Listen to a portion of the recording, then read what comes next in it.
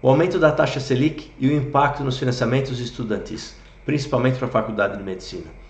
Essa taxa recém-anunciada agora no dia 16 de março de 2022, com a taxa Selic de 11,75% ao ano. O que isso impacta os financiamentos estudantis que vocês têm buscado?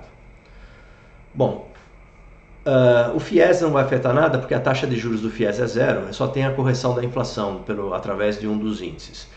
Mas no caso da taxa básica de juros, o que é a taxa Selic? A taxa Selic é a taxa básica de juros da economia. É aquela taxa com, teoricamente, o menor risco possível e que, por ter o menor risco possível, é a que paga uma taxa, uma remuneração menor possível.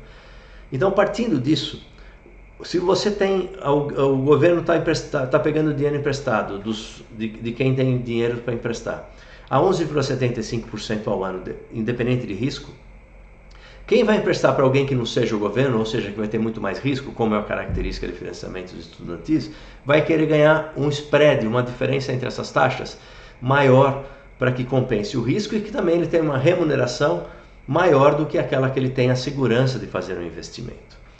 Então, o governo, além da sua política cambial e da política fiscal, ele tem a política monetária como importante instrumento para regular a atividade econômica, principalmente para que controle inflação e atividade econômica. Como a gente vinha de uma inflação de mais de 10% ao ano, já estava previsto pelo Banco Central no Boletim Focus, que eu tenho vídeo há mais de 3 meses, que essa taxa Selic chegaria agora a 11,25%. Então já estava previsto esse aumento dessa taxa para cair a inflação. Da mesma forma, estava previsto já que em algum tempo essa taxa ficaria por volta de 5%. E qual que é o histórico dessa taxa? Bom, o Brasil, se eu não me engano, é o segundo país com a maior taxa de juros da economia. 11,75% ao ano, só está perdendo da Rússia. Durante muito tempo, ele sempre foi um dos líderes nesse triste indicador, que é a taxa de juros da economia, que remunera, não vou entrar na questão econômica, mas que remunera o capital de quem faz os empréstimos. Nesse caso, o governo aumentou aqui, estão vendo? Aqui eu estou no site do Banco Central, para 11,75% ao ano. 11,75% ao ano significa 0,93% ao mês. Então, essa taxa, o governo, como eu estava dizendo, sempre teve histórico de ser o maior. O ano passado, ele baixou significativamente essa taxa, ele fez uma experiência de colocar essa taxa Selic em 2% ao ano. Sabe o que é 2% ao ano? Perto de 11,75% agora. Não era nada. Esses dois foi indo, depois foi para 2,75%, aí o governo começou a sentir a inflação, começou a aumentar. Foi para 3,5%, 4,25%, 5,65%, 7,75%, 9,25%, 10,75% e agora 11,75% e a gente não sabe onde é que vai chegar.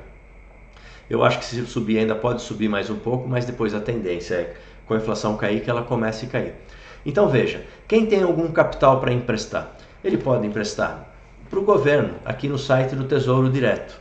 Veja, Tesouro pré-fixado, vencimento em 2025, 12,32% de reajuste anual. Isso quer dizer o seguinte, se alguém colocar 100 mil reais investido aqui, vai ter 12,32% para cada ano até 1º de janeiro de 2025. Isso faz com que no caso, esse investidor ele estaria tendo mais de 1% ao mês. Para ele pegar esse dinheiro e colocar em outra atividade, vamos supor que seja o banco que vai captar esse dinheiro, ele vai querer visar um spread maior, que é a diferença entre essas taxas. Então aquela taxa que a gente via, Sicoob, Credimap, 0,7 mais CDI.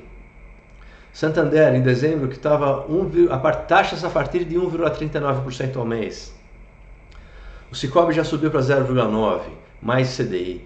O Santander já tem taxa a partir de 1,69. Sabe lá se você vai conseguir 1,69. Então, é esperado que com o aumento dessa taxa básica de juros, aquela livre de risco, todas as outras modalidades sofram o impacto desse aumento de taxa.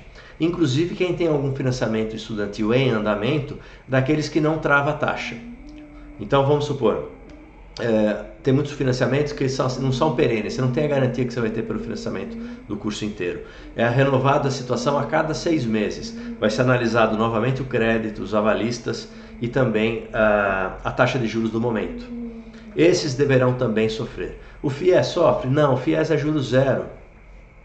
E ele tem, por consequência, ele tem juros, só a taxa de correção do índice de inflação, se não me engano é o IPCA, não, INPC. Tem financiamentos municipais, por exemplo, uma taxa pré-fixada, feito por decreto de lei. Então isso é mais complexo mexer com essas taxas. Portanto, é esperado, e o impacto quando aumenta essa taxa é negativo nos financiamentos estudantis.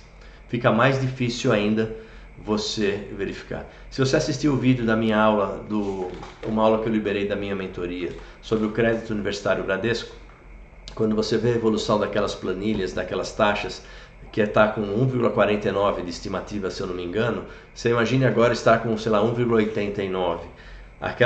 Aquilo que eu demonstro naquelas planilhas vão ficar muito maior ainda do que isso.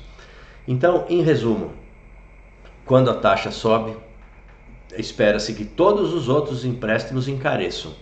É normal isso, faz parte. Infelizmente, o governo tem aumentado essa taxa desse ponto, que beneficia muito quem tem dinheiro passivo, investimento passivo, ou seja, não investir na economia, mas simplesmente de ter uma remuneração do seu capital. Mas a expectativa também da mesma forma que quando cai essa taxa, que essas taxas sejam revistas, tá? Então eu estou fazendo esse vídeo principalmente porque alguns de vocês lá, mais de 2/3 dos alunos não entendiam o que isso poderia impactar. Deixa eu ver aqui se eu consigo pegar o boletim Focus aqui do governo para verificar o que ele está pensando. A reunião do Copom, que aumentou aqui para 11,75.